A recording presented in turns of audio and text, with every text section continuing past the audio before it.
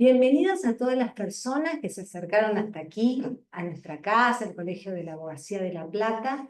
Queremos agradecer a las autoridades de este colegio que autorizaron la actividad y a los expositores y a la moderadora que están aquí tan generosamente compartiendo sus saberes. Nos encontramos aquí no por casualidad en el aula por la igualdad, que es un aula que nos hace reflexionar sobre los derechos humanos, sobre la igualdad, el acceso universal a los derechos humanos, y en un día que es una fecha que es profundamente significativa, que es el Día de los Derechos Humanos. Este día se celebra a nivel mundial todos los 10 de diciembre, conmemorando la fecha en que se aprobó por la Asamblea General de las Naciones Unidas en París, en 1948, este instrumento, que en su momento es un instrumento revolucionario. ¿Por qué? Porque ya desde su artículo primero nos dice que todas las personas nacen libres e iguales en dignidad y derechos, y esto nos está planteando en que todas las personas tenemos derechos humanos sin discriminación por raza, religión, edad, sexo, idioma, opinión política y de cualquier otra índole, origen nacional, social, de nacimiento y cualquier otra condición. Esta declaración, que fue proclamada por la Asamblea General allá dentro, digamos, de lo que fue el ámbito, digamos, de Naciones Unidas, genera una conciencia y una agenda, digamos, un proyecto global, tanto para las leyes y las políticas públicas internacionales, nacionales y locales, y que es un pilar esencial en la Agenda 2030 de Desarrollo Sostenible. Siento que es un documento que ha sido el documento, digamos, internacional más traducido que tenemos a la actualidad, ¿no? Está disponible en 577 lenguas.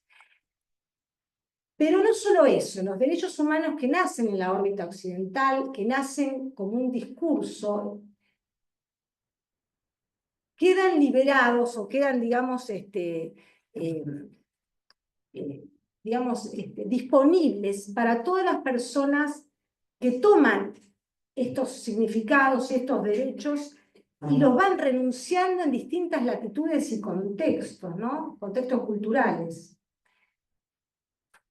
Y por eso es importante tener en cuenta una perspectiva que sea amplia en cuanto al reconocimiento y la aplicación y la garantía de los derechos humanos. Y en este día los invitamos a celebrar y reflexionar sobre un tema que es absolutamente actual y absolutamente desafiante, que se vincula con la relación, digamos, que existe entre la inteligencia artificial y los derechos humanos, y que a su vez nos desafía e interpela en lo que es la educación jurídica y la profesión jurídica. Y por eso hemos convocado a destacados profesores, profesoras, digamos, amigos, amigas, para debatir aquí en este panel, que es el profesor Alejandro Batista, la profesora Daniela Piongo, y moderará toda esta valiosa conversación la profesora María Celeste López Sáenz. Nuestro panel transitará por dos ejes de discusión. Por un lado, el primero va a ser ejercicio profesional y derechos humanos en una sociedad con inteligencia artificial, oportunidades y desafíos, que va a estar a cargo de Alejandro Batista, que es abogado, especialista en Derecho de Alta Tecnología, magíster en Finanzas Públicas, doctorando en Sociología, doctorando en Ciencias Jurídicas, diplomado en Inteligencia Artificial y Derecho, es docente de grado y posgrado de la Universidad Nacional de La Plata, en la Universidad del Museo Social Argentino y Anden Business School. Es prosecretario además de Políticas Digitales en la Facultad de Ciencias Jurídicas y Sociales de la Universidad Nacional de La Plata. Por otra parte, el otro eje de discusión van a ser las garantías constitucionales como límite a la justicia algorítmica. Va a estar a cargo de la profesora Daniela Piongo, que es abogada, egresada de la Universidad Nacional de La Plata, especialista en Derecho Penal por la Universidad Austral y magíster en Derecho Penal y Ciencias Penales por las Universidades Pompeu Fabra y de Barcelona. Es diplomada internacional en Ciberdelincuencia y Tecnologías Aplicadas a la Investigación por las Universidades Austral y Abad Oliba CEU de España. Es docente de grado y de posgrado de la Facultad de Ciencias Jurídicas y Sociales de la Universidad Nacional de La Plata y secretaria de la Secretaría de Derecho Penal Informático y Ciberdelincuencia del Colegio de la Abogacía de La Plata. Hecha esta presentación, bueno, les invitamos a participar activamente en este panel, porque hoy más que nunca los derechos humanos y la inteligencia artificial necesitan un diálogo profundo, informado y crítico. Muchas gracias.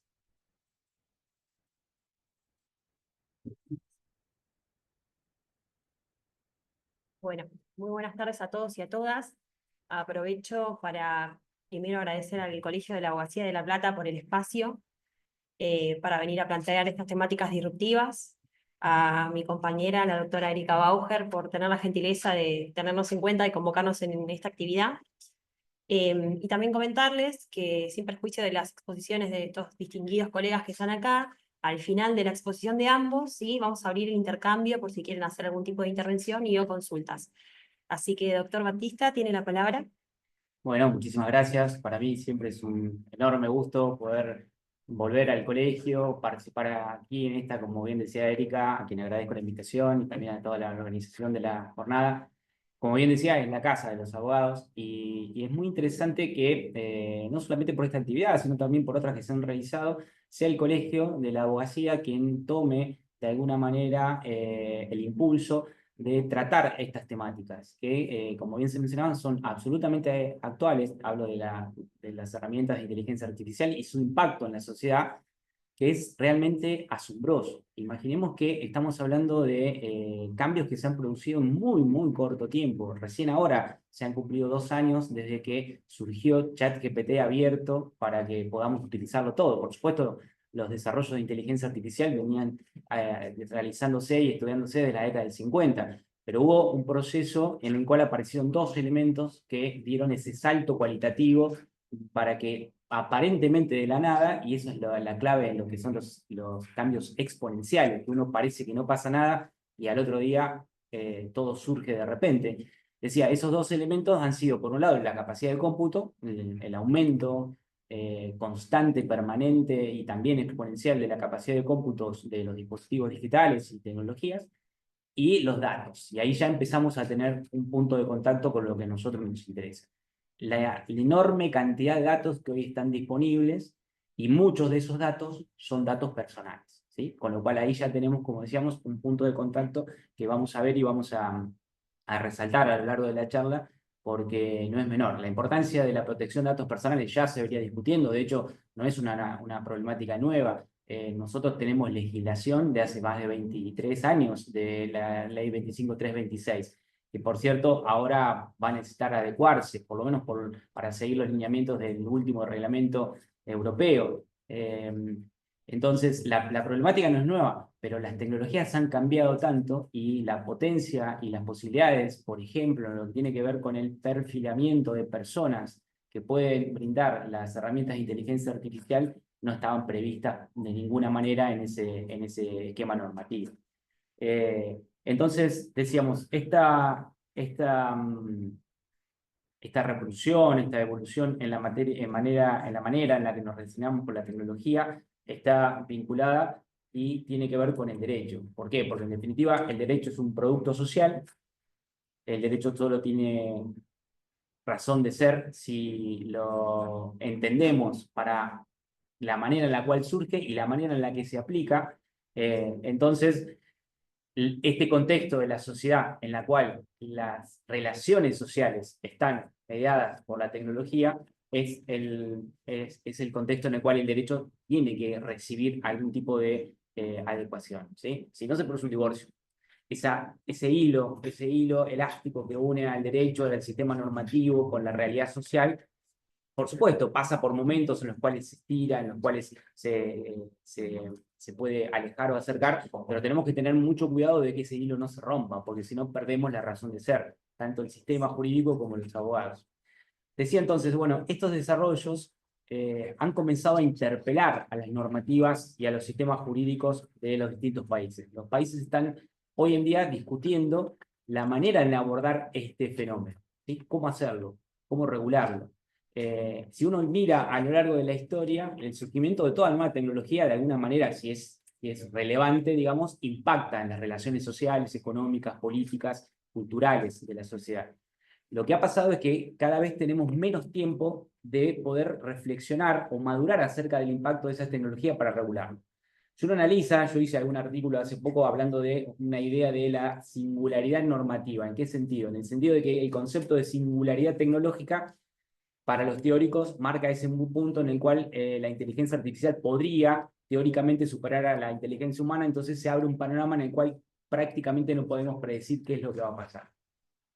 Jugando con esa idea, la singularidad normativa sería aquel punto en el cual nuestros legisladores, el legislador en general, incluso el buen legislador, el legislador diligente, va a estar en problemas para regular, por lo menos en la manera en la que nosotros entendemos y estamos habituados a entender la regulación de las situaciones o del contexto cultural. ¿Por qué? Porque regular es prever. Legislar es prever situaciones o acciones futuras y poder asignarles consecuencias jurídicas a esas acciones futuras.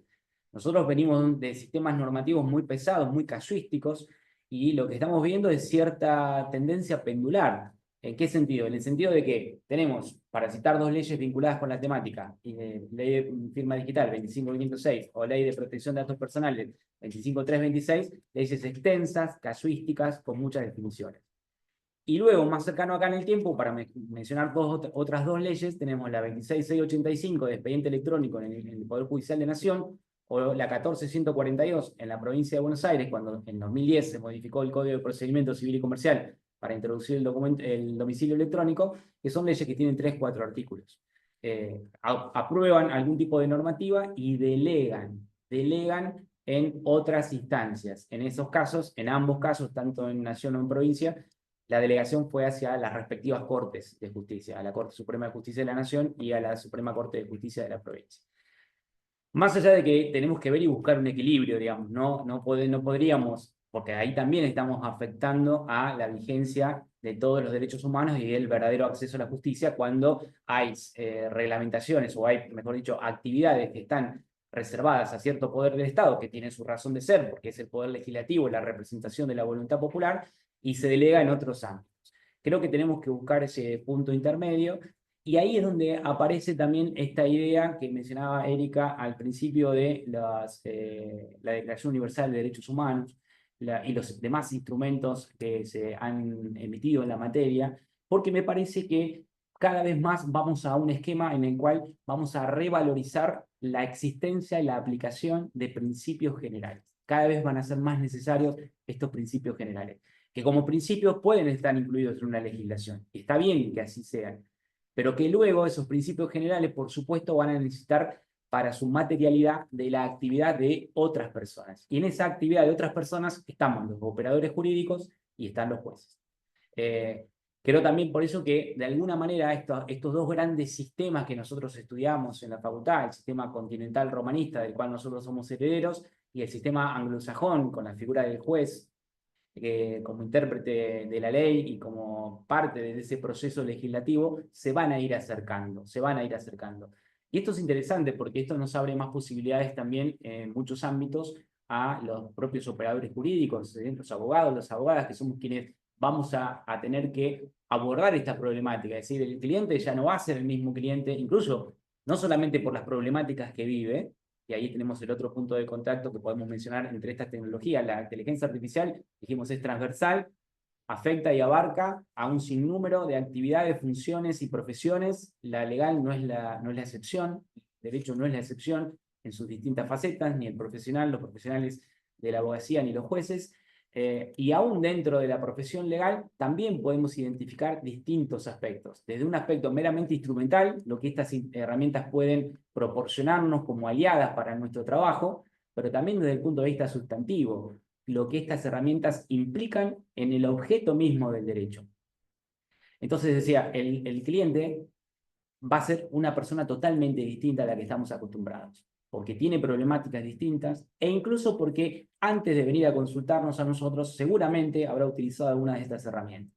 Y estas herramientas son una opción poderosa que pueden, todos tenemos que hablar en potencial, porque el carácter justamente instrumental que tienen estas tecnologías hace que lo que va a hacer la diferencia es el tipo de uso y implementación que se puede hacer, quién y para qué la utilice. Decía, estas herramientas pueden tener también un potencial interesante en todo lo que tiene que ver con la difusión jurídica, la difusión de derechos. Y ahí otra vez, el acceso a la justicia podría valerse de estas herramientas. Los abogados, las abogadas, podríamos tomar estas herramientas como para poder hacer también nuestra tarea de difusión jurídica, de difusión de derechos, de que todas las personas, todos los ciudadanos que puedan tener en su bolsillo un teléfono celular, puedan de esa manera alfabetizarse jurídicamente y de este modo tener mejores condiciones de acceso a la justicia. También va a pasar que van a consultar a este tipo de herramientas, entonces van a tener una primera respuesta y nosotros tenemos que estar preparados porque esa respuesta, como hemos visto y como hemos probado muchas veces, no siempre es correcta y no siempre está libre de sesgos, ¿sí? Otro gran aspecto importante que hay que ver y que seguramente ahí Daniela les va a contar algunos casos concretos donde esto se ha podido ver ya en la práctica.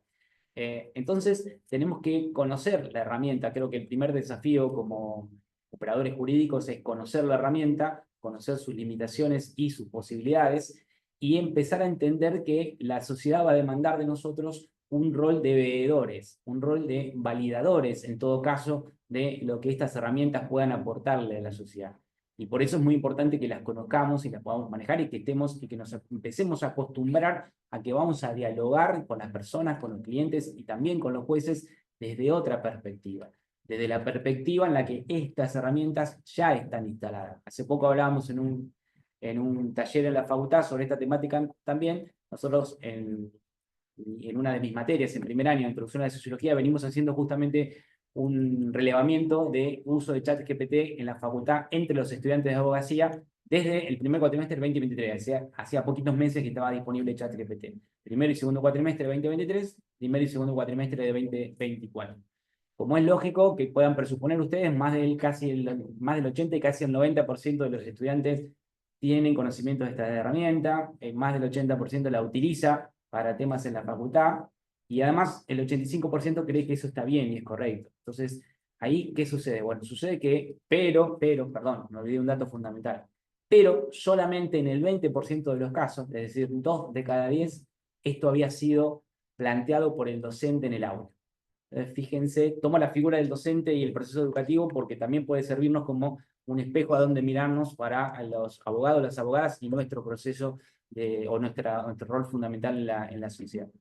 Entonces, como decía, estas herramientas tienen esas características y si bien tienen esas potencialidades positivas, mayor difusión, mayor acceso a conocimiento, mayores posibilidades de consulta, ¿bien? También tiene sus problemas. Y aquí es donde empalmamos con la cuestión que tiene que ver con los derechos fundamentales. Estas herramientas están preparadas y pueden tener un uso totalmente diferente según las manos en que la utilicen.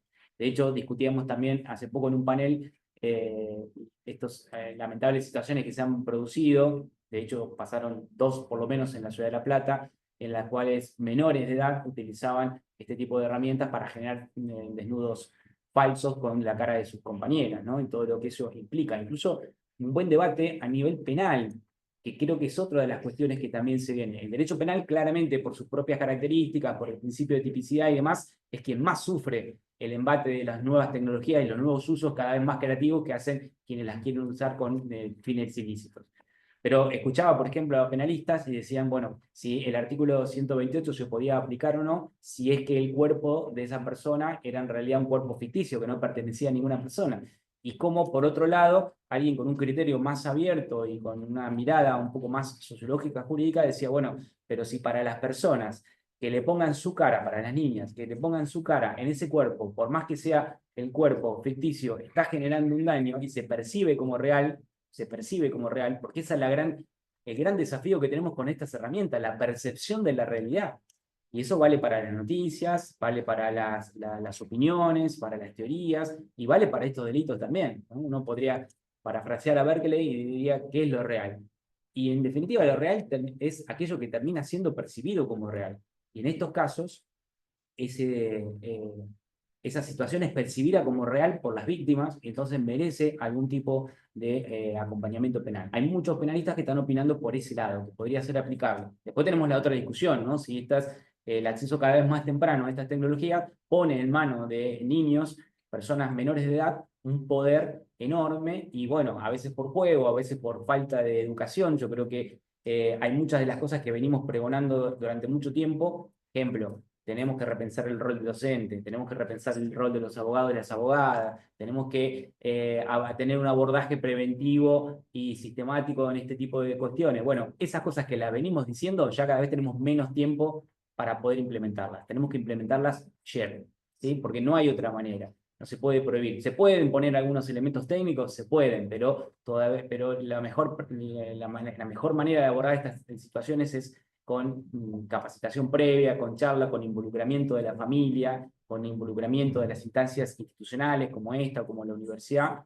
y con mayor conocimiento también de quienes están llamados a aplicar estas herramientas en este nuevo contexto. Son los jueces, ¿sí? Hace poco estuve en un congreso en la ciudad de Mar del Plata de los juzgados civiles y comerciales de la provincia y fue muy interesante ver cómo se plantearon un montón de temáticas nuevas que yo por una inclinación personal las venimos tratando en la facultad, pero que para los jueces son novedosas y que más temprano que tarde van a llegar a su conocimiento y van a tener que resolver. El juez civil y comercial no es el juez penal. El juez civil y comercial va a tener que resolver de alguna manera, aplicar algún criterio y otra vez buscar, analizar y hacer pie en los principios fundamentales, en los derechos fundamentales de las personas, porque cualquier desarrollo tecnológico tiene que ser para mejorar la situación de las personas y no para vulnerar sus derechos.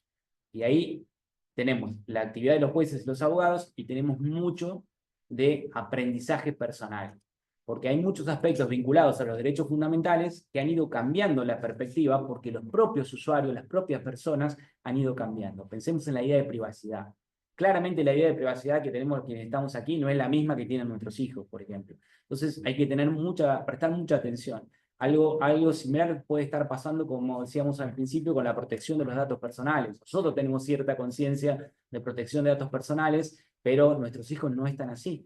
Y ya ha habido, incluso antes de la experiencia de ChatGPT, sistemas de inteligencia artificial que han sido utilizados para manipular la opinión pública. Si alguno recuerda, el caso más resonante fue el de Cambridge Analytica en Reino Unido, cómo fue utilizado entre Reino Unido y Estados Unidos para manipular la opinión pública en procesos electorales. Incluso aquí en Argentina, en el proceso electoral en Estados Unidos, en aquel momento la elección entre Trump y Hillary Clinton, y también en el Brexit, en la votación del Brexit, e incluso con formas muy sutiles de manipulación, porque no era solamente desviar opiniones hacia determinado candidato, sino, por ejemplo, creo que era en el caso de Jamaica, habían detectado que la población, sobre todo la población joven, tenía una mirada muy crítica al sistema político en general, y esa coincidía con un determinado partido, con lo cual, si había más jóvenes que iban a votar, era más probable que ese partido ganara las elecciones o hiciera mejor elección que si no lo fuera. Entonces que hubo una campaña de desprestigio en general a todo el sistema político, para lograr que menos jóvenes fueran a votar. Esa es una manipulación mucho más sutil, mucho más indirecta de la opinión pública. Y por supuesto tenemos como puntos de contacto, ya hablamos de protección de datos personales, hablamos de acceso a la justicia, hablamos de privacidad, tenemos que hablar también de libertad de expresión, ¿sí? ¿Qué pasa con la libertad de expresión y quiénes están representados en la expresión en estas herramientas de inteligencia artificial? Eso tiene que ver con los datos con los cuales fueron entrenados. Muchos de esos datos, además de ser personales, como decíamos, son datos que pueden contener sesgos. ¿Qué sesgos? De todo tipo, racial, sesgo de género fundamentalmente, sesgo de clase social, y esto ya se ha empezado a ver, ¿sí? Incluso se había empezado a notar en algunos casos cuando todavía esto no estaba tan difundido. Amazon hace varios años atrás ya tenía un sistema de inteligencia artificial para su selección de personal y detectaron que para determinados puestos estaba sesgado por cuestiones de género, es decir, que solamente seleccionaba a hombres por encima de mujeres. Y eso era porque efectivamente, digamos, la historia de Amazon contratando era esa. Entonces pudieron detectar ese sesgo. Pero muchas veces no es tan fácil eso. Y eso es otra tarea importante de quienes van a intervenir en estos procesos. Por eso hay una figura que posiblemente empecemos a notar cada vez más, así como apareció en materia de protección de datos personales la figura del delegado de protección de datos personales, que nosotros no la tenemos todavía legislada, pero sí igual se están usando en muchas empresas, está en el reglamento europeo, la figura del curador de datos. Porque la calidad de los datos y el control de que no existan estos sesgos en los datos es lo que va a determinar la calidad del resultado de la aplicación de estas herramientas. Y hablando de aplicación de estas herramientas, para ir ya concluyendo, decía, el desafío de la regulación. Bueno, ¿qué está haciendo el mundo en materia de regulación de inteligencia artificial? Bueno, yo les diría que hay 3 grandes bloques que se están observando en este momento para saber de qué manera los distintos países o conjuntos de países abordan esta temática. Europa, que Europa tiene ya su reglamento de inteligencia artificial, sancionado a fines del año pasado y comenzó su proceso de implementación en agosto de este año. Y digo proceso de implementación porque los reglamentos llevan 2 años. Que dicho sea de paso, como decíamos recién, hace 2 años que se apareció ChatGPT y todo lo que ha cambiado en este tiempo. ¿Quién sabe qué va a pasar de ahora en los próximos 2 años? Hay que ver si ese proceso reglamentario que ha sido bueno en otros aspectos, reglamento de protección de datos personales, entre otros, podrá ser efectivo en el caso de inteligencia artificial cuando en menos de un año puede cambiar mucho la situación. Estados Unidos, que todavía no tiene, y no sé si va a tener alguna normativa nacional, la conformación institucional de Estados Unidos hace que la normativa fuerte esté en los estados. Hay algunos estados que han comenzado a regular las herramientas de inteligencia artificial, no son la mayoría, así que hay que prestar un poco de atención ahí, y China. Habría que prestar también atención qué es lo que hace China. Y en el caso de Europa, por eso lo conecto con la temática de nuestro panel, se ha optado por analizar el riesgo que tiene la aplicación de estas herramientas. Y es un criterio bastante concreto y es un criterio bastante lógico. ¿Por qué? Porque, por supuesto, estas herramientas pueden servir para, no sé, aconsejarnos o recomendarnos contenido en streaming o en redes sociales, o para hacer marketing, pero también, como se ha visto ya, por ejemplo, en el ámbito de la justicia, para analizar o para determinar la probabilidad de reincidencia de una persona y en ese caso decidir la libertad o no libertad. Y ahí fue uno de los casos del sistema Compass en Estados Unidos que se detectó que estaba sesgado a ciertas personas por su origen social. Entonces no es lo mismo el uso del sistema de inteligencia artificial en estos casos. Europa entonces ha optado por establecer riesgos aceptables, riesgos moderados y situaciones o usos de inteligencia artificial que son, por lo menos, como criterio general, inaceptables. Digo inaceptable como criterio general porque va a haber algunas excepciones puntuales. Entonces, otra vez, el manejo de principios generales y excepciones. Por ejemplo, el perfilado de personas y reconocimiento facial biométrico en tiempo real. ¿Bien? O la aplicación de sistemas de puntuación social para las personas. ¿Bien? Estos son algunos de los ejemplos que aparecen en el reglamento.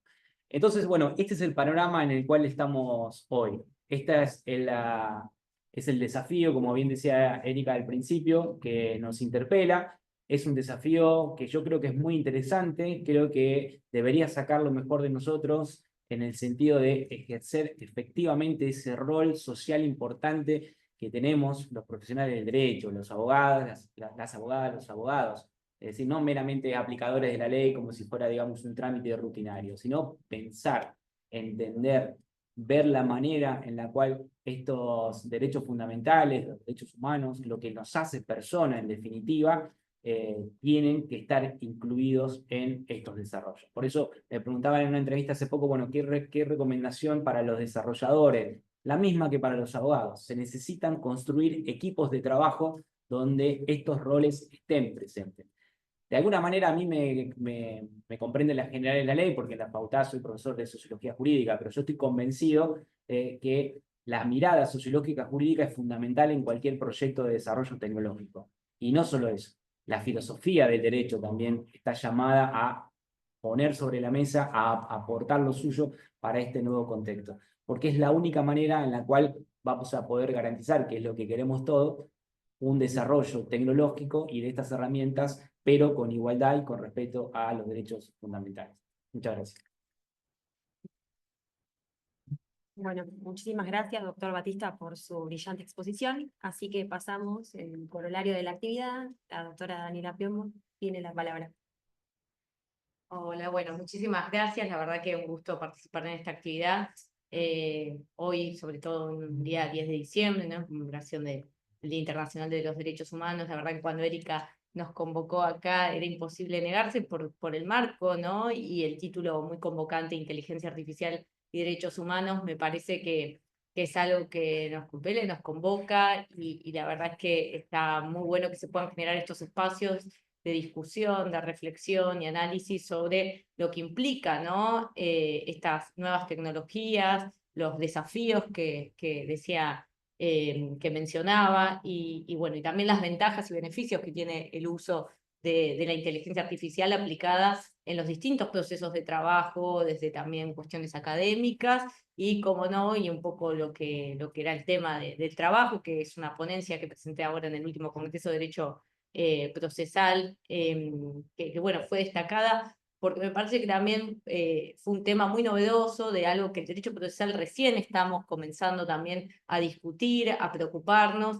y bueno, me parece interesante, siendo el título de las jornadas, poder compartirles un poco algunas ideas de la ponencia, muy brevemente, porque bueno, la verdad que veníamos a escuchar al doctor Batista, yo me sumé, yo soy una neófita en el tema de inteligencia artificial y nuevas tecnologías, pero bueno, siempre tratando de capacitarnos, así que bueno, un gusto también escucharlo al doctor y aprender. Muchas de las cosas que mencionó yo las voy también a rescatar y profundizar, porque hay muchas que conciernen al proceso penal, como el sistema Compass, también algunos sesgos y cuestiones que me interesa profundizar, así que bueno, me dejaste el pie excelente como para empezar esta charla. Lo que el título de la ponencia menciona, como hizo la presentación Erika, ¿no? Era las garantías constitucionales como límite a la justicia algorítmica. Cuando hablamos de garantías constitucionales tenemos que remitirnos desde ya, ¿no? Un poco al derecho constitucional y sobre todo a la parte universal de derechos humanos, ¿no? Donde este sistema de protección también en particular opera en personas privadas de la libertad y en el proceso penal. Los sistemas de IA obviamente emulan, ¿no?, la inteligencia humana y trabajan con algoritmos que son de alguna forma combinación de conjunto de instrucciones que se utilizan para obtener ciertos resultados a modo de receta de cocina, ¿no? Uno aplica ciertas instrucciones, el algoritmo cumple y nos da una predicción, nos da un resultado, una decisión en un lenguaje natural, ¿no? Como es ChatGPT hoy, todos los sistemas de inteligencia generativa. Obviamente que estos sistemas permiten, tienen un montón de ventajas, ¿no? En cuanto a eficiencia, eficacia, lo que es el ahorro, ¿no?, de tiempo, de trabajo. Sabemos que en segundos podemos tener un análisis muy sintético, los que hemos usado ChatGPT o probamos en nuestras tareas diarias, sabemos que tiempos de procesamiento que nos llevaría, ¿no?, promedio por ahí horas, el chat lo resuelve rápidamente, como otras herramientas. También está un poco ajeno, ¿no?, a los factores exógenos que a nosotros, las personas humanas, ¿no?, nos atraviesan, como el cansancio, el hambre, ¿no? Esto lo digo en relación a un caso que hubo en Israel, ¿no?, donde se comprobó que jueces tomaban ciertas decisiones, ¿no?, de mayor libertad, menor libertad en base a si comían o no comían. Había un estudio, se desarrolló, parece medio gracioso, pero lo cierto es que estaba medido, y bueno, eso también, la inteligencia artificial está ajeno, ¿no?, a todos los factores estos exógenos, como decía, que nos atraviesan a los seres humanos. Dentro bueno, de lo que es ya el uso en particular de estas herramientas en el proceso penal, pero siempre hablando de una óptica transversal, porque creo que esto también puede, algunas problemáticas y desafíos también transversalizarse a otras ramas del derecho. Podemos ver que en lo que es técnicas de investigación criminal o para la prevención del delito, tenemos herramientas muy interesantes como los hotspots o mapas calientes que de alguna forma trazan, ¿no?, esta información de cómo, dónde se cometió un delito para poder hacer prevención policial, ¿no? Dónde poner los recursos en forma estratégica para que la policía esté en ese horario, en esa franja horaria. Lo que tiene estos mapas que van variando, ¿no? Obviamente, como las organizaciones criminales también corren con ventaja, se van moviendo. Entonces, todos estos mapas no duran mucho tiempo porque realmente la criminalidad también va mutando. y se va perfeccionando. Por lo cual, estas son herramientas que vamos a ver como PredPol y otras más, que se utilizan a nivel mundial con bastante nivel de eficacia en la persecución del crimen, pero lo cierto es que son herramientas, vamos a decir, caras, y cuando digo caras hablo de miles de dólares, ¿no? Su implementación. Entonces, son, digamos, más exclusivas por ahí para países más desarrollados, pero acá también se pueden hacer en forma casera y se puede trabajar también en lo que son estos mapas de prevención del delito. También, como mencionaba Alejandro, tenemos los sistemas de videovigilancia, ¿no? Que ya trabajan con sistemas de IA, de reconocimiento facial en tiempo real. Esto empezó ya hace varios años, no es algo novedoso, pero sí que recoge ahora la ley de inteligencia artificial aprobada por el Parlamento Europeo como una prohibición genérica, estos principios generales de prohibición, que después tienen sus excepciones, obviamente, en los casos particulares. Pero si vemos los sistemas de videovigilancia en tiempo real, se comenzaron, o las primeras pruebas fueron en Alemania, en la estación de metro de Berlín, en una de las estaciones donde se usaron estos reconocimientos faciales, y que llevó este uso, llegó hasta el Tribunal Constitucional Federal Alemán, donde se planteó, ¿no?, si era legítimo, legal, constitucional hacer estos reconocimientos faciales por datos biométricos, ¿no?, que se identificaban a las personas, y lo cierto es que el Tribunal Constitucional dijo que tenían que, digamos, se podían utilizar, no los prohibió, pero de forma muy restringida, ¿no? Tiene que haber siempre una habilitación legal, como lo dice la ley de inteligencia artificial del Parlamento Europeo, y también las habilitaciones son muy exclusivas, siempre estamos hablando de cuando existe una amenaza real, ¿no? Dentro de las habilitaciones que tiene la ley, en el caso, como decía, de amenazas a bienes jurídicos protegidos, como la vida, la integridad física, amenazas también cuando estamos hablando de terrorismo, incluso también se pueden llegar a utilizar, y también pone ahí, por el principio de proporcionalidad que manejamos en materia penal, ¿no?, que tiene que ser en la persecución de delitos que superen, digamos, no por debajo de los 4 años de pena de prisión.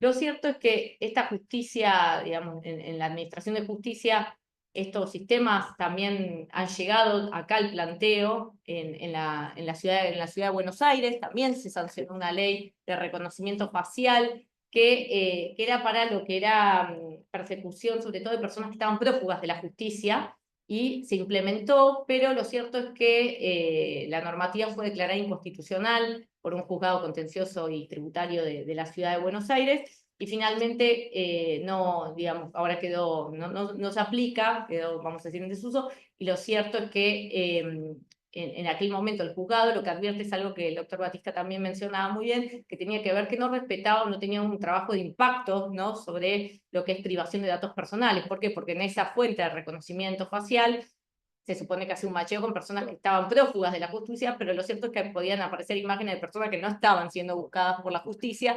Entonces no había realmente un control, ¿no?, de esos datos que estaban en esa base de datos, y por lo tanto, al faltar este también impacto, como los trabajos de impacto ambiental, bueno, de impacto, ¿no?, en privacidad de datos, fue declarada inconstitucional.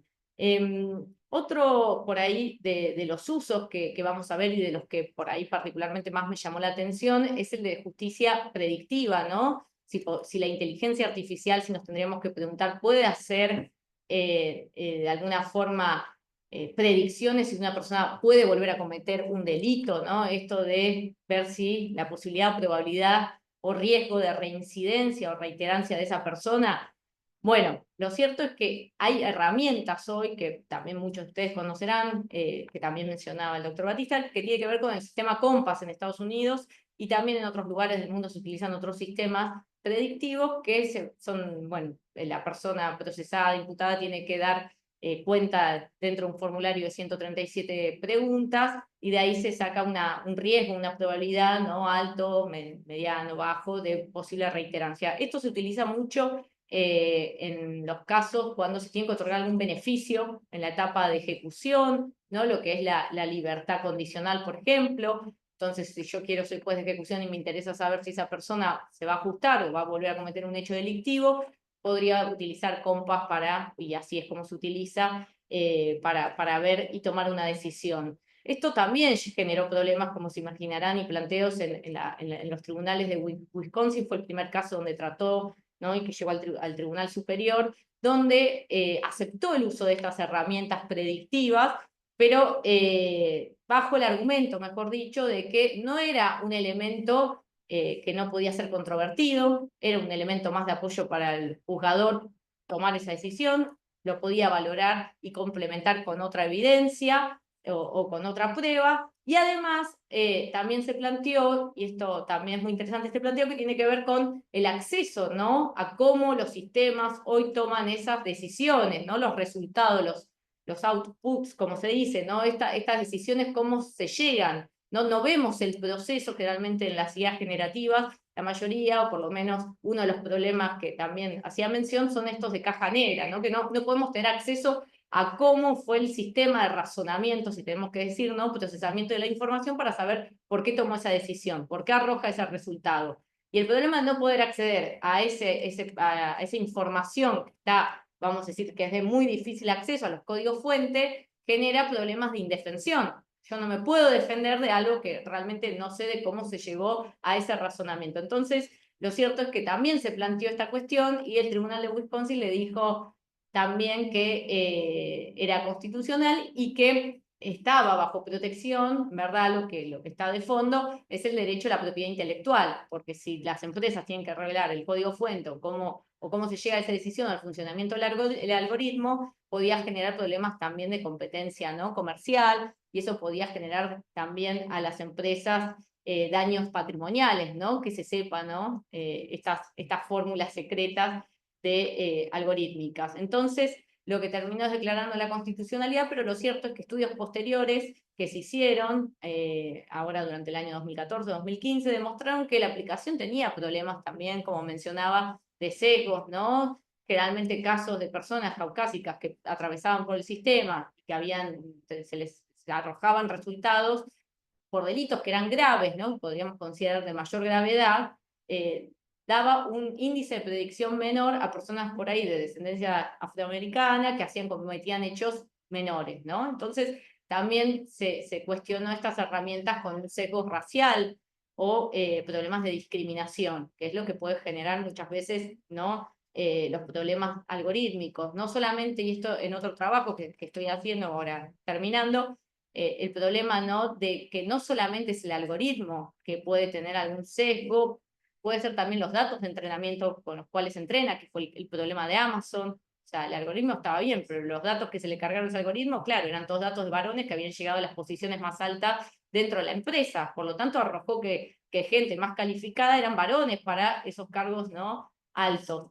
Y también puede ocurrir que los problemas de discriminación y prejuicios aparezcan ya con el sistema lanzado en las interacciones con el entorno. Eso pasó también con el chatbot de Microsoft, que empezó a tener interacciones con la gente, y al poco tiempo, a las pocas horas de que estuvo lanzado ese chatbot, lo tuvieron que retirar porque ya hacía comentarios xenófobos, hacía comentarios agresivos. Entonces la empresa, imagínense que eso tuvo que retirarlo rápidamente, pero ¿por qué? No eran ni los datos de entrenamiento, sino que ya era cuando estaba lanzado el algoritmo y hacía estas interacciones. Así que vemos que los problemas pueden estar desde el origen del algoritmo en los datos de entrenamiento o también en las interacciones. Por lo tanto, lo que siempre se aconseja es una supervisión constante, ¿no?, de estos sistemas. Siempre tiene que haber un control humano, ¿no?, lo posible, que pueda hacer este control para evitar, como decíamos, situaciones discriminatorias y sobre todo que no generen, cuando hablamos de género, mayor violencia de género, ¿no? Así que les decía que el sistema COMPAS fue declarado constitucional y entonces, un poco volviendo al planteo del trabajo, esto empieza a generar ciertas tensiones, ¿no?, como decía, con las garantías constitucionales, sobre todo con la presunción de inocencia, por esto mismo de que las personas no pueden acceder o no pueden saber por qué o un resultado arroja alta probabilidad, menor probabilidad. Es difícil discutir porque no se puede acceder al código fuente, a los procesos internos, y por lo tanto genera problemas, ¿no? Por eso uno de las recomendaciones y correcciones que se pueden hacer es, bueno, trabajar con sistema de caja blanca, que a la inversa de las cajas negras, ¿no?, uno puede conocer los códigos fuente y puede llegar, ¿no?, con un proceso más o menos transparente al resultado de una decisión, que sean resultados bien explicables, ¿no? Que uno pueda conocer la razón. En cuanto a la privacidad, también genera varios inconvenientes por la captación masiva e indiscriminada de información, de datos personales, obviamente los sistemas de lo que decíamos, de procesamiento de imagen en tiempo real, genera un problema que el Tribunal Federal Constitucional alemán detecta muy bien, que es no solamente genera un impacto al derecho a la privacidad, a los datos personales, sino también a otros derechos como la libertad de expresión, al derecho de reunión, porque esta sensación de la que persona es totalmente vigilada o una vigilancia constante genera restricciones en otros derechos, ¿no? Por ejemplo, el derecho a manifestarse, ¿no? También podría generar, si yo estoy siendo filmada, investigada, bueno, limitar el ejercicio de ese derecho. También lo que es la imparcialidad, ¿no? En cuanto a cuestiones de imparcialidad, como decíamos, con evitar estos sesgos o estas discriminaciones o prejuicios que pueden estar presentes en los datos, ¿no? Desde el algoritmo hasta los datos de entrenamiento, en los resultados. Y esto muchas veces se genera por falta de representación, ¿no? de ciertos sectores de la sociedad y la falta de participación de mujeres en las áreas del STEM, que tiene que ver con la ciencia, la tecnología, las matemáticas y las ingenierías. Entonces también acá aparece como un deber del Estado en generar esta participación de ciertos sectores de la población, mujeres y otras diversidades, en lo que es el desarrollo e implementación de las inteligencias artificiales. Por lo tanto, acá se pueden generar políticas públicas, me parece importante, becas para el acceso de este sector minoritario de la población, por lo menos en estas ciencias, al desarrollo de las mismas. También hay otro problema que es con la revisión, me parece, o por lo menos en materia penal, ¿no? El uso de estas tecnologías. Bueno, ¿qué pasa con el control de estas decisiones que se toman en forma automatizada? Sabemos que, no en el área penal, pero sí ya vemos que en algunos sectores de la justicia, de CABA, en lo que es faltas, ya existen procesos automáticos, ¿no? Donde en forma automática se reproducen estas sentencias. Ese control, que siempre pueda quedar un control residual de personas humanas, jueces, magistradas, que puedan ver, ¿no? esa decisión, controlarla, apartarse incluso de esa decisión, que tengan un margen de maniobra y que sea un elemento más a valorar, no porque lo diga la inteligencia artificial, porque muchas veces tenemos estas decisiones que una las toma como neutrales, objetivas. No siempre lo son, porque claramente ya pusimos en tela de juicio que muchas veces pueden adolecer de sesgos, de los mismos sesgos que tienen las personas humanas, son transmitidas también a estos sistemas. Por eso es importante, ¿no? el control suficiente de estas decisiones, como decía, para no caer de alguna forma en la decisión o criterio, que esto también, de un CEO, ¿no? Porque ¿de quién es quién toma esa decisión? Entonces es importante generar gobernanzas, ¿no? de control, que puedan ser revisados, sobre todo los algoritmos, que participe la ciudadanía.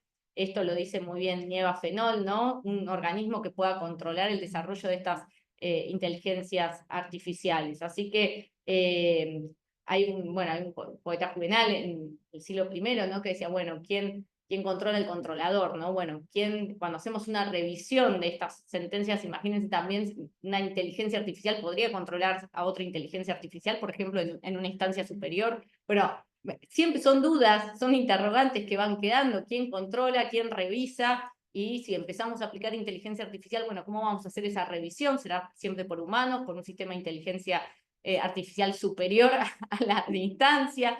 Pero tenemos que empezar a plantearnos, ¿no? a reflexionar estos sistemas. Creo que las sociedades que mejor o que más progresan son las que mejor se adaptan al cambio, y tenemos que prevenir un montón ya, empezar a cuestionarnos para prevenir situaciones que por ahí no van a ocurrir en el futuro inmediato, pero sí a mediano y largo plazo nos vamos a encontrar con estos inconvenientes en el proceso. Bueno, ni hablar del derecho penal, con todas las cuestiones de deep fake, también con problemas de abusos sexuales a través de plataformas virtuales. Tenemos un montón de inconvenientes que están surgiendo, ¿no? en la práctica, y que el derecho penal, obviamente por su principio de legalidad, taxatividad, bueno, a veces no puede dar respuesta. Por eso es importante que los legisladores puedan de alguna forma adelantarse, prever esta situación, y creo que es importante el dictado de una ley de inteligencia artificial, ¿no? al estilo europeo, que pueda empezar a dar respuestas, a limitar su uso, ver en qué casos hay prohibiciones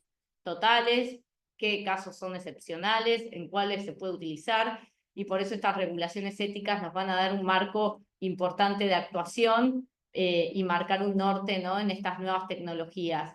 Para ir terminando, un poco el trabajo era en el marco también de los 30 años de la Constitución Nacional, cumplió 30 años de nacimiento, podemos decir, esta reforma, y lo cierto es que tenemos una manda constitucional, el artículo 75, inciso 19, que tiene que aún proveer, ¿no?, con el desarrollo tecnológico. Los estados tienen esta obligación de hacerlo, y es importante que lo hagan, sobre todo esto de el dictado de políticas públicas, de sistemas de gobernanza que puedan participar, que sean inclusivas, de participación ciudadana, vinculadas al desarrollo de una inteligencia artificial eficaz, en especial en lo que es a la persecución del delito, pero sin renunciar, ¿no?, al compromiso y al respeto de las garantías constitucionales y de los derechos humanos de las personas que están tanto, ¿no?, puede ser privadas de la libertad, o como también hoy hablamos también del derecho a las víctimas, ¿no?, del acceso a justicia a las víctimas, y para eso también creo que la inteligencia artificial está marcando un camino que superador, incluso con las posibilidades de acercamiento de estas tecnologías a las víctimas a través de chatbots, de aplicaciones. Hay un montón de ejemplos, no me quiero extender, pero SafeCare, Sara en Centroamérica, que también empezó en República Dominicana, que ahora se extendió a todos los países de Latinoamérica, que son chatbots que realmente permiten información de calidad, con botones antipánicos, hasta tienen incluso geolocalización, mujeres que pueden pedir ayuda de forma inmediata y tener una asistencia también rápida desde los organismos de seguridad institucionales, pueden hacer seguimientos de sus causas también de violencia, y también justicia predictiva al estilo Compass, pero en caso de violencia de género también tenemos varios casos como Biogen en España, y otros sistemas, el DASH, bueno, también hay muchos sistemas que funcionan hoy para el dictado, por ejemplo, de medidas cautelares para ver el tema de la reincidencia de personas, ¿no?, que pueden llegar a cometer nuevamente delitos de agresión. Bueno, también hacen probabilidades estadísticas, pero bueno, lo mismo que dije al comienzo, con estas salvedades hay que tener cuidado cuando hacemos predicciones, sobre todo ver cómo se van a hacer estos test, estos cuestionarios que arrojan resultados que tienen implicancias para la mujer, para diversidades, para hombres sometidos a proceso, pero también que han dado muy buenos resultados, por ejemplo, todo lo que es virtual, han hecho en España, sobre todo en Cataluña, se llevó a cabo experimentos también sociales respecto a lo que es personas que son incorporadas en un programa como les decía, utiliza inteligencia artificial, pero también realidad virtual, donde la persona recibe, o sea, se pone en la situación de la víctima en primera persona y es sujeto de una agresión. Entonces, de alguna forma, esa persona experimenta en primera persona lo que es también, y puede también desarmar patrones socioculturales, generar mayor empatía con las víctimas. Entonces también creo que si somos inteligentes, valga la redundancia, en el uso de la inteligencia artificial, podemos lograr resultados muy positivos, tanto en el acceso a la justicia como en lo que es la persecución delictiva. Entonces me parece que eso es un poco el corolario de esta charla, y bueno, obviamente quedar para cualquier intercambio. Muchas gracias.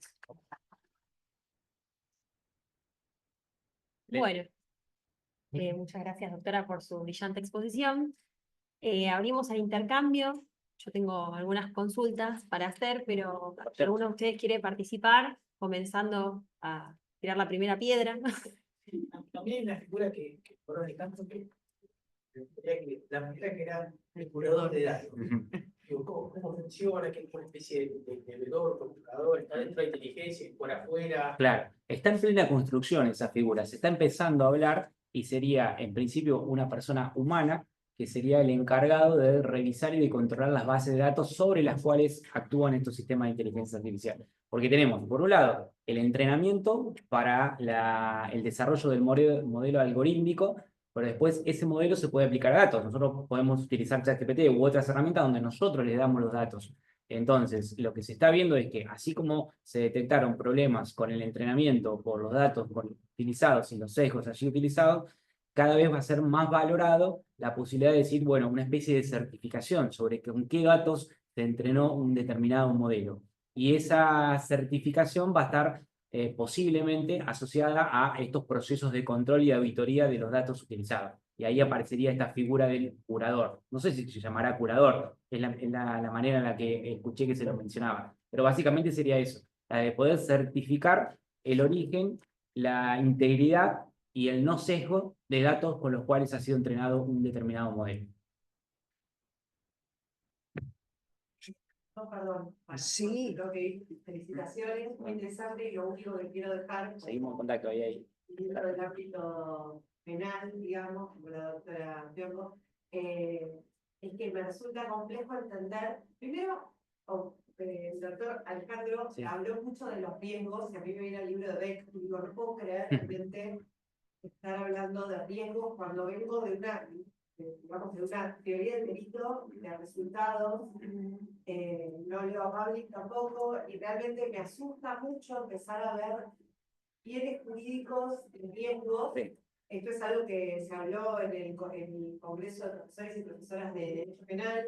Nadia Espina presentó una ponencia al respecto justamente de esto, de la inteligencia artificial y las imágenes y la pornografía. Y fue un debate justamente, yo no pensé en volver a escuchar eso, ¿no? ¿Qué pasaba con el bien jurídico y el riesgo? Pienso que tenemos un derecho penal absolutamente obsoleto, un sistema penal que no es una inteligencia artificial, pero actúa como el meme ese que tiene el color de piel, ¿no? Sí, Vos que entrás, marca y... exacto, Sí, sí. esta real, se le escriba, y digo, ¿qué pasa si yo lanzo la inteligencia artificial a esto, a la nada? ¿No? Es como el salte sin red. De todos modos, una colega del ámbito de lo penal otra vez decía, yo te puedo asegurar que si empezamos a usar inteligencia artificial, se acaba la prisión preventiva. ¿No? Digo, como que a veces digo, me asusta, pero a la vez digo, si está bien, si en realidad podemos realmente tener estafadores virtuales privados de la libertad y pibes chorros, pero que roban, no sé, cuestiones menores, digo, es realmente complejo. Me resulta a mí, como me voy con muchas preguntas, que es lo mejor que me puede pasar, por esto, por cómo un sistema tan, en lo penal digo, Sí, sí. cómo un sistema tan a riesgo puede incorporar, me pregunto. Bueno, No, a eso me hiciste recordar, Steffi, que ahora en el Congreso también Nacional de Derecho Procesal estuvo Gabriel Bombini, un juez de Mar del Plata Penal, hablando de la inteligencia artificial y las medidas de coerción. Así que me parece que es muy atinente también tu observación, porque bueno, también se está pensando, ¿no? Bueno, si empezamos a aplicar estas tecnologías, a medir el riesgo en lo que es los peligros procesales, ¿no? Para el dictado de medidas de coerción.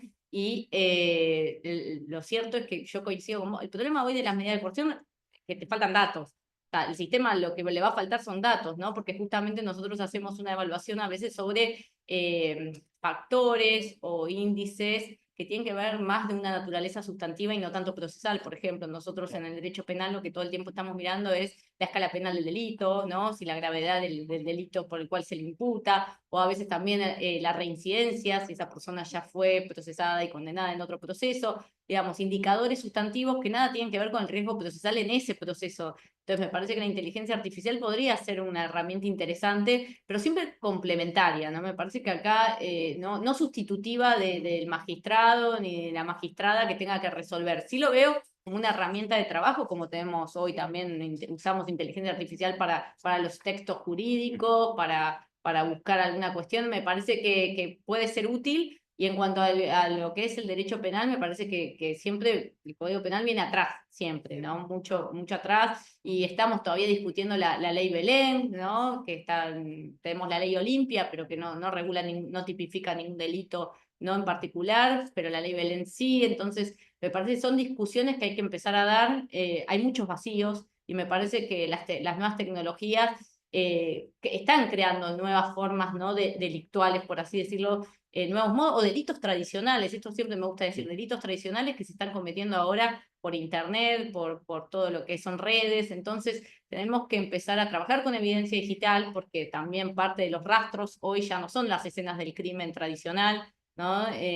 Hoy tenemos escenas del crimen digitales y que tenemos que saber dónde pedir la evidencia, cómo preservarla, cómo conservarla para poder utilizarlo, con un montón de problemas de cooperación internacional. Ahí también vamos a tener muchísimos problemas y es muy interesante como para poder generar también debate sobre eso y cómo mejorar esa cooperación, porque la verdad que los datos muchas veces están en la empresa de Estados Unidos, pero el servidor está en la India. Está, claro. Entonces, La doctora Ana, sí, si quiere una intervención. Hicieron un riesgo potencial de la Sí. inteligencia artificial como Géminis. Me dijo mi persona que la pizza llevaba pegamento. Que no diga, no pasa nada, uno se ríe, listo, otra cosa.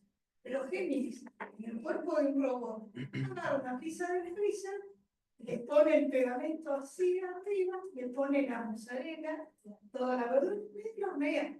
Y la da convencido de que eso es un ingrediente principal, pudiendo matar a una persona envenenada. Ese es el riesgo que dice el doctor. Es lógico que, únicamente, tiene que tener una supervisión para hacer eso. Porque si no, anda, agarra el pegamento y se lo agrega. Sí, y la repone y la mata. Es así. ¿y a quién metemos preso? ¿Al programador? Claro. ¿Al robot? El fabricante del robot, el programador, el que hizo el horno, tenemos una cadena de De responsabilidad. autoría. No, y el tema de la competencia, agrego otro condimento. bueno. Bueno, ¿qué código tomamos ante una circunstancia así? Pero bueno, igual yo soy civilista, que alguna intervención. Yo también, Sí. pues yo tengo cantidad de cosas para preguntar, pero sobre todo quiero retomar un poco lo que dijeron los dos, pero me quedo siempre este ánimo desde el derecho internacional de los derechos humanos, el derecho internacional privado. La próxima charla la vamos a hacer sobre cooperación jurídica penal internacional sobre este tema. Pero lo que me quedo es esto, lo que dijo el doctor relativo al tema de los principios, es decir, ¿cuál puede ser la guía o el norte, digamos, en todo lo que es la aplicación de la inteligencia artificial, ¿no? Tanto para generarla como para, digamos, aplicarla, y es esto de los principios, volver a los principios generales, ¿no? Porque como decías vos, el tema legal, el reglamento europeo está perfecto, pero seguramente va a ser superado, cuando se empiece a aplicar ya va a quedar atrás. Entonces, volver a los principios generales del derecho, digamos que es una fuente del derecho que es, digamos, sustancial, ¿no? Digamos, desde el punto de vista, digamos, de lo jurídico y lo sociológico, del enfoque, me parece que puede ser una herramienta interesante. Y otra cosa, ahora les hago la pregunta, pero el tema del sesgo me parece fundamental, porque si los derechos humanos se reconocen sobre la base de un principio transversal, que es el principio de igualdad y no discriminación, no sé si es verdad, no lo pude chequear, pero estuve en un congreso de sociología jurídica en la Facultad de Humanidades y hubo una charla relativa a esto, y dijeron, que no lo pude chequear, por eso, lástima, que cuando se cargaba en no sé qué aplicación de inteligencia artificial hombre negro, aparecía la figura de un hombre negro, la imagen de un hombre negro. Pero cuando se cargaba digamos, la palabra mujer negra, aparecía casi una chimpancé. Eso me lo dijo una profesora de la Facultad de Humanidades que trabaja estas temáticas, de socióloga, que está estudiando su tesis doctoral sobre este tema de inteligencia artificial, que también podemos armar algún debate, pero bueno, la conocí tarde. Pasó. Eso lo podemos hacer. Y entonces, por un lado, el tema esto del sesgo discriminatorio me preocupa profundamente porque va precisamente contra los principios generales, el principio de igualdad y no discriminación en materia de derechos humanos. Y después, sobre esta base, preguntar, traigo a colación porque digo, el sesgo no solamente aparece en la inteligencia artificial porque encarga el dato, digamos, la genera, el dato de entrenamiento y demás, sino existe en la sociedad. Cuando yo fui a estudiar a Estados Unidos, fui a ver juicios orales, ahí allá lejos, en el estado de Washington, allá en British, y en la British Columbia en Canadá, juicios penales. Todas las personas que eran imputadas, lo puedo asegurar, no lo pude chequear, digamos, había que haber hecho un estudio de investigación, eran todos afrodescendientes y mexicanos. No había ni una persona blanquita. No había ninguna persona digamos, que fuera de Estados Unidos, el típico norteamericano. Guaso. Lo mismo en Canadá, lo cual me llama la atención. O sea, que digo que esto que se traduce en los humanos también en la inteligencia. Y por otra parte, pensar, ¿quiénes son los dueños de la inteligencia artificial? ¿Quiénes son estas empresas? Porque, como dice Daniela, esto de la gobernanza global en la creación de la inteligencia artificial, y digo, desde nuestras latitudes, desde el sur global, desde Latinoamérica, desde los sudacas que somos, ¿cómo se resuelve? ¿Cómo se resuelve? ¿Quiénes son los dueños de la inteligencia artificial? Esto te quería preguntar a ver qué opinan. Bueno, poca pregunta para diciembre de calor. ¿Quiénes son los dueños de la inteligencia artificial? Bueno, este es un fenómeno, para empezar por lo último, este es un fenómeno que se viene repitiendo con las empresas tecnológicas, digamos. No es casualidad. Hay algunas nuevas. OpenAI no la teníamos en el radar, pero el resto de los jugadores son Meta, o sea, Facebook, Google, y son las empresas. Y son las que tienen cada vez más poder. Manejan más presupuesto que muchos PBI de estados enteros, tienen más poder que muchos estados. Fíjense el conflicto que se generó en Brasil con la red X, ¿sí? Con el bloqueo de la red X y la pelea que todavía tenían entre el presidente de Brasil y Elon Musk.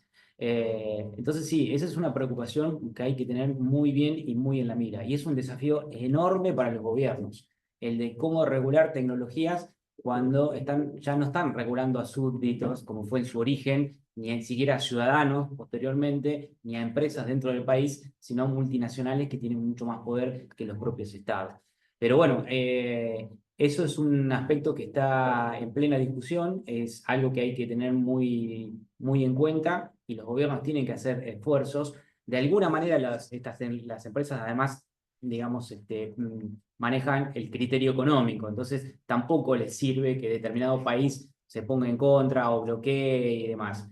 Tienen poder, es cierto, pero tienen muchos intereses económicos creados, entonces hay que prestar atención allí.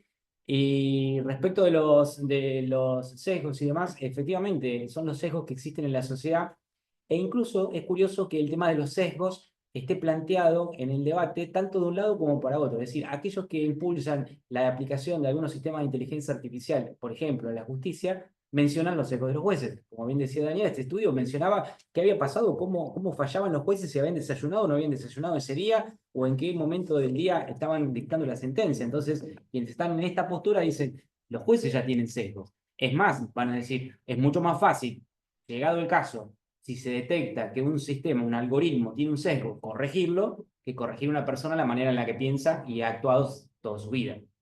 Y del otro lado lo mismo, dice, pero bueno, si se va a aplicar una tecnología con estas características, ¿cómo estamos seguros, cómo podemos estar seguros que no tenga sesgo? El sesgo está en el centro del debate. Hay una película española de este año, yo no la pude ver todavía porque no ha llegado aquí, pero ayer la comentábamos en una de las clases de posgrado, la pueden buscar y ver el tráiler, que se llama Justicia Artificial. Y se da esta situación. En España se plantea el hecho de implementar un sistema que se llama TENTE para la justicia y se va a un plebiscito, a una consulta popular. Y bueno, además hay otra trama de fondo y aparece también esto, quiénes son los CEOs de esta empresa, qué pasa con el dictamen de esta inteligencia artificial. En medio de un juicio, el juez va a dictar una sentencia y uno de los abogados pide que se tome en cuenta lo que dice el sistema de inteligencia artificial TENTE. Es muy, muy interesante para ver eso. Porque además hay otro aspecto que va a aparecer, que es que nosotros hablamos mucho del control de la persona, mantener la persona en control, perfecto. Podemos estar todos de acuerdo en que los sistemas de inteligencia artificial nos sugieran, nos aconsejen, pero sean personas humanas las que tomen la decisión. Ahora, yo les pregunto, los jueces, ¿cuántos se van a animar a tomar decisiones distintas a lo que dice el algoritmo? Lo más fácil es ir con el algoritmo. Va a ser mucho más difícil, con lo cual, otra vez, termina siendo real, termina siendo el control, o digamos, la decisión final termina estando, aun cuando probamos controles y decisiones humanas finales, termina estando en manos de la tecnología. Entonces, otra vez, tenemos que volver a revisar todos esos aspectos. Sí, Ana. Ana, ¿querías decir algo? Ah. Porque en definitiva se le consultan muchas cosas. Lo que estaría bueno es que la inteligencia artificial ayudara también, no solamente respondiendo, sino preguntando. Uh-huh. Que el ser humano le tenga que responder. Yo le leo en voz alta, muchas veces lo hago en voz alta, le digo, pregúntame, sí, pregúntame cualquier cosa, le digo, que a veces me da la sensación de que eso evitaría que un alumno presente un trabajo sin haber usado el razonamiento crítico, sin haber trabajado él, pidiéndole al otro que haga todo el trabajo. Pero si el otro le empieza a hacer preguntas y lo carcome a preguntas, dice, profesor, ¿estuviste con inteligencia artificial? Sí, ¿qué le pediste? Me pregunté, para la cabeza que me pata que pregunte. Claro. Simplemente para sumar esto de que comentabas, para no extendernos mucho, pero sí de los principios generales, el tema de la libertad de expresión, que hacían mención también, ahora me acordé de un caso también que fue real, ¿no? De esto de cuando hablamos del algoritmo, del SEO, de la prevención también de imágenes, de contenidos, ¿no? También el problema de las redes sociales que van a empezar a regularizar un montón de cuestiones, entre ellas la libertad de expresión, y me acuerdo un caso donde se subió, que era cuestionado, ¿no? Como de pueblos originarios que estaban con, digamos, el torso desnudo, y la inteligencia artificial, digamos, preventivamente bloqueó ese contenido. Claro. Entonces era una manifestación cultural, digamos, ahora me acordé por el taller también, y realmente lo tomaba como un contenido ofensivo, cuando en verdad realmente no tenía esa intención, ¿no? Porque creo que el problema de la inteligencia artificial, cuando trabaja con sentimientos, emociones o generar un impacto, lo mismo valoraciones o inmediaciones, tiene ciertas limitaciones, y coincido que va a ser muy difícil para los jueces y juezas apartarse de una decisión de que toma un sistema, un algoritmo, pero lo cierto es que hoy también los jueces tienen en mayor o menor medida también ese inconveniente con las pericias, ¿no? Que a veces también vienen con un rigor científico, ¿no? Y es muy difícil a veces apartarse de una pericia, o por lo menos o tendrás que pedir otro o aplicar otro sistema a ver si se llega al mismo resultado. Quizás se pueden mejorar esos controles como para que la decisión no quede siempre en manos del algoritmo, pero bueno, creo que es un camino inevitable. Y no, y después me acordé también el caso de la inteligencia artificial, con lo que planteaba Steffi, ¿no? Con los tipos penales, con la instigación al suicidio, que hubo la otra oportunidad que salió en todos los medios de comunicación de una aplicación también, un chatbot, que mantenía conversaciones con un joven adolescente y que terminó suicidándose, ¿no? Entonces ahí también, ¿qué problemas plantea la inteligencia artificial? Sí, sobre todo en lo que es manipulación, ¿no? Y estos chats que uno mantiene conversaciones. Hay una película también de la inteligencia, la tengo anotada para ver, pero Her es claro ejemplo, que es muy buena película también, y que un poco me parece que las películas también nos van, muchas como Black Mirror, series, ¿no? Parecen mundos, ¿no? Distópicos, muy lejanos, pero hoy están pasando películas que por ahí hace unos años uno lo veía como algo gracioso, hoy está ocurriendo estas mismas problemáticas, ¿no? Entonces se plantean muchos problemas de responsabilidad, y ahí creo que también Celeste, ahí entrecó también toda la responsabilidad civil, ¿no? Sí, además de la penal, me parece que es importante empezar a dar estas discusiones, y bueno, muy interesante, digamos, salen miles de temas y problemáticas que la verdad que es imposible abordarlas todas, pero bueno, empezar a generar estos interrogantes y sobre todo empezar a dar respuestas, ¿no? Desde el Estado, desde el derecho, a estos problemas que ya están ocurriendo, y problemas hipotéticos que como digo, parecen hoy lejanos, pero que seguramente en unos pocos años o incluso meses que podamos... Pero él lo está planteando desde el 2021, ¿sí? O sea, que estamos con ya que está... pero después hay otra película más que se llama Sentencia Previa, que trabaja Tom Cruise. Minority Report, nos llevamos con los precoz. Todos el itinerario para el fin de semana de películas. Tenemos un montón de películas para recomendar. Robocop también, que está armado para no atacar a los dueños de la compañía. ¿No puede pasar algo similar? Sí, claro. ¿Y cómo lo resuelven? Bueno, no hagamos spoiler. Con los autos automatizados. Los autos autónomos, bueno, ¿qué va a pasar con el control de los autos autónomos? Hay muchas películas, pero hay 2 o 3 que les quiero recomendar si les interesa específicamente esta temática en Netflix, que es la del caso Cambridge Analytica, como les decía, que se llama Nada es privado, está en Netflix, muy interesante, porque además está planteado como un caso judicial, es un caso judicial. Y el que decía Erika de esta persona, mujer, que se dio cuenta que cuando cargaba sus fotos, el sistema de inteligencia artificial lo detectaba y lo etiquetaba como chimpancé, se llama prejuicio codificado, Coded Bias. Esa también está en Netflix. Ah, perfecto. Está el caso, está el caso. Gracias. Ay, qué bárbaro. Bueno, yo en honor a la brevedad quiero hacer una sola consulta porque hicieron referencia en varias circunstancias al tema de las cuestiones de género. ¿Qué pasa con la interseccionalidad y cuando hablamos de colectivos hipervulnerables, niños, niñas y adolescentes, donde hoy en este mundo preponderantemente digital se encuentran con que tienen acceso a través, bueno, la IA les ofrece plataformas de consumo, ya a los 3, 4 años, ¿sí? Al acceder a cualquier dispositivo, estos pueden ser sujetos de consumo. Acá tenemos el Estado que está en mora. ¿Cómo podemos hacer nosotros como para pensar en una potencial regulación que vaya en pos de las niñeces? Eso por un lado. Y desde mi perspectiva civilista, ¿cómo podemos articular todas estas circunstancias desde el plano probatorio cuando tenemos un arquetipo de proceso civil totalmente vetusto y no tenemos una reforma del Código Procesal hace más de 50 años? Así que esas son mis dos interrogantes y reflexiones, si quieren No, complementar. rápidamente, el tema de la evidencia digital hay muchas guías de prácticas, buenas prácticas, protocolos, pero por esto mismo de que es difícil, ¿no? Normativizar algo que está en constante evolución. Entonces me parece que ahí vuelvo, que coincido en acudir a principios generales y tenemos los principios generales de la prueba que mientras no lesionen garantías constitucionales en el área penal, la prueba tenemos libertad probatoria, entonces me parece que ahí podemos acudir a los protocolos, como buenas prácticas también, que los jueces y juezas empiecen a adoptar también en sus decisiones, en lo que es la captación de la evidencia digital, dejar de sacar capturas de pantalla, tratar de hacer, digamos, de cómodo, digamos, se pueden aplicar código hash, hay formas de mantener la evidencia que tenga cierta trazabilidad y seguridad para el proceso, ¿no? Porque pensemos que con esa evidencia después se van a condenar personas posiblemente, por ejemplo, a una pena de prisión. Entonces es importante que la evidencia tenga esta garantía de trazabilidad y sobre todo digamos, de garantía de que no fue modificada, alterada, ¿no? De integridad, exactamente.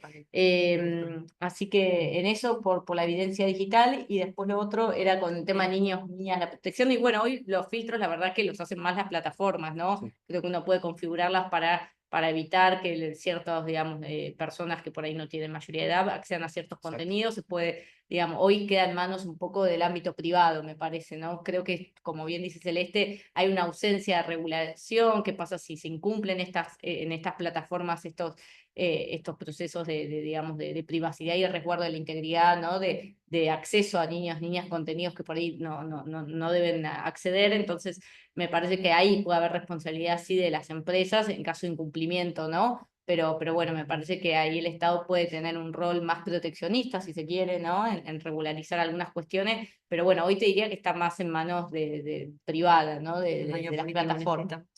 Y son las plataformas las que, por interés propio, para evitar demandas y demás, están configurando algunos de esos controles. Lo que pasa es que todos los que sean controles técnicos, siempre después viene la manera de saltarse esos controles técnicos, y ahí es donde volvemos a un punto que mencionamos al comienzo, que es el tema de la educación en el uso de estas tecnologías. La verdad es que casi en ningún caso el control o la sanción posterior reemplaza una buena prevención, como regla general. Lo que pasa es que, claro, la prevención hay que trabajarla de una manera mucho más integral, hay que involucrar mucho a la familia, en lo que se está... es una discusión que se dio interesante ahora hace muy poquito por el tema de la sanción de la ley o media sanción de la ley de ludopatía, por ejemplo, ¿no? Bueno, ahí están presentes estas cosas, porque está presente la cuestión de la familia, que por ahí no tiene tanto contacto con sus hijos, sus hijas, y no saben exactamente qué está haciendo. Y bueno, claro, cambió todo el mundo, porque antes, para un tema tan complejo como la ludopatía, uno había que desplazarse físicamente, ir a un lugar, entrar, jugar, y ahora es al revés, es el juego el que viene, e incluso yo me cuestiono hasta el propio nombre, juegos de azar, ¿no? No deberíamos hablar de juegos de azar, deberíamos hablar de apuestas directamente. Jugar, vincularlo a lo lúdico, es tenderle una mano a la infancia también. Entonces, bueno, ese tema del control se pueden aplicar y hay que aplicar controles de contenido, controles de verificación de edad para la apertura de cuentas, eso está dando mucho. Lo que pasa es que también, hecho eso, aparecen los sistemas ilegales, los sistemas en negro de apuestas y demás, o de estos tipos de aplicaciones. Entonces es permanente, es un juego del gato y el ratón, donde necesitamos por eso legisladores ágiles, legisladores flexibles, que estén atentos al contexto en el cual nos toca vivir. Y en materia de prueba coincido con lo que decía Daniela, y es más, yo suelo explicar muchas veces en los cursos que hacemos en la facultad, lo hablamos antes de entrar en la Facultad de Derecho, que es la temática, prueba digital, porque no importa al área del derecho al que se pueda dedicar el abogado o la abogada posteriormente, va a tener necesidad de aplicar, de utilizar, de buscar primero, o sea, saber. Y ahí tenemos una primera cuestión, que es que, claro, que es que en Internet y en las tecnologías hay dejamos mucho más rastro de lo que creemos, entonces hay que saber buscar. Obviamente, si yo no sé qué buscar, no voy a pedir esa prueba. ¿Cómo buscar?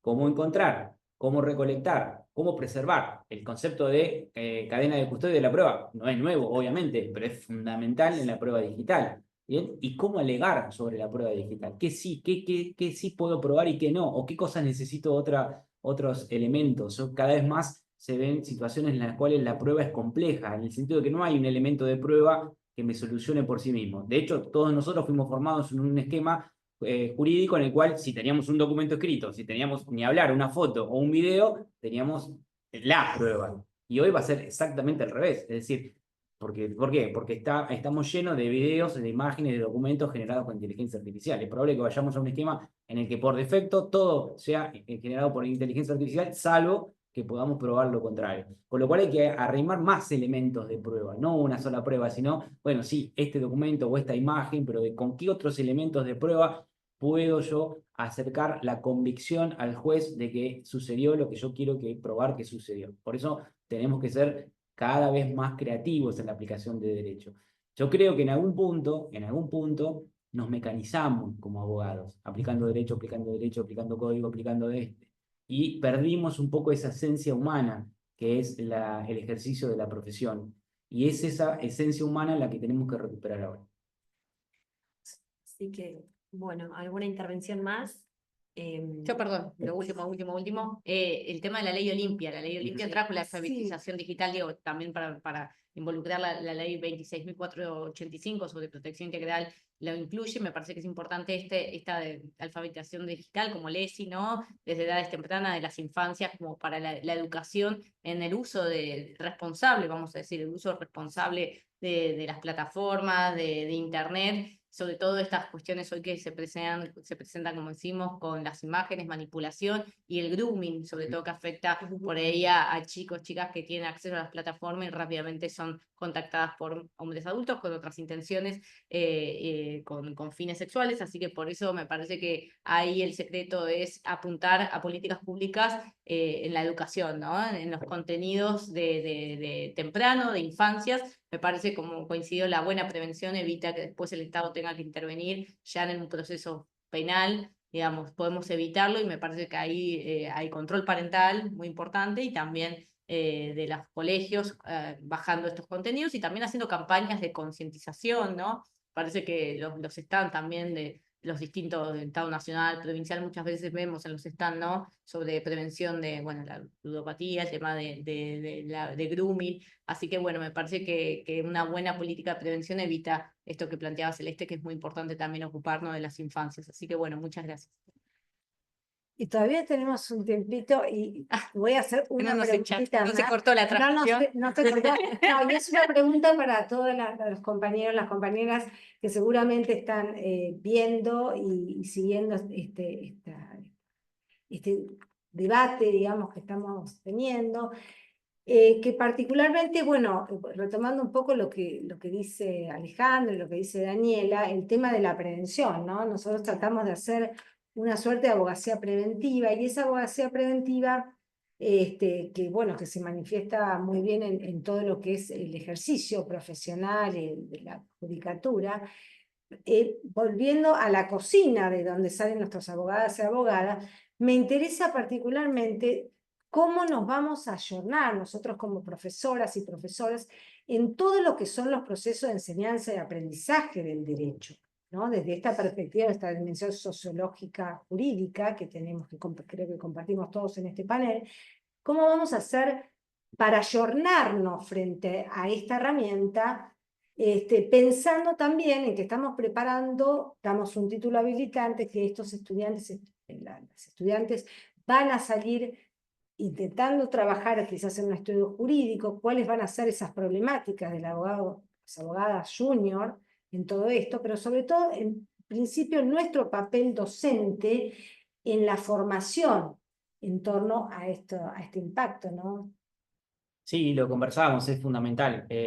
La formación integral, y por eso lo último que decía, recuperar esta esencia humana tiene que estar desde la formación de los profesionales del derecho, que no son técnicos del derecho, son profesionales del derecho, son operadores jurídicos en sentido amplio, y el derecho es una herramienta fundamental de la sociedad, colabora para el mejor desarrollo de la sociedad. Entonces, tiene que haber una formación integral. Yo me insisto en la importancia de las materias y cada vez, por suerte, las distintas materias, no solamente las propiamente sociológicas que hay en la facultad o de filosofía del derecho, sino el resto de las materias van incorporando esta mirada y se va comprendiendo al derecho como un fenómeno social que tiene que estar a la par, o por lo menos intentar estar a la par del avance de la sociedad. Y evidentemente aprender, sí, en la parte, eso en la parte conceptual, en la parte personal de la formación de los profesionales, y en la parte técnica tiene que estar al tanto de todas estas temáticas. No es posible que hoy tengamos egresados en la facultad que no manejen todo esto que decíamos recién de la temática de la prueba digital, es ABC. Y pronto va a ser indispensable que todos estos egresados también manejen todas estas herramientas de inteligencia artificial, porque ahí va a estar la diferencia. Ayer lo conversábamos también en la clase de posgrado respecto de quienes logren poder aprender y aprender con H estas herramientas para su utilización, van a mejorar sus posibilidades de trabajo, van a mejorar notablemente la competitividad con otros colegas. Entonces, a ese gran miedo que hoy puede estar, que es si la inteligencia artificial nos puede quitar nuestro trabajo como abogado, más presente está el otro miedo, que es que otro colega que sí sepa utilizar las herramientas de inteligencia artificial puede quedarse con nuestro trabajo. Entonces, ese es el desafío que tenemos quienes somos parte del profesorado en las facultades, y que yo sinceramente veo cada vez más docentes, colegas que están muy involucrados con estos temas, y creo que estamos en un momento más que interesante y además necesario para hacer ese cambio que también se viene hablando durante mucho tiempo en cuanto a cambiar los métodos de enseñanza, cambiar los métodos de evaluación y demás. Bueno, creo que es el momento, ya no podemos esperar más, porque si no, ese hilo del que hablaba al principio, que nos conecta con la sociedad, se va a romper y vamos a terminar siendo obsoletos.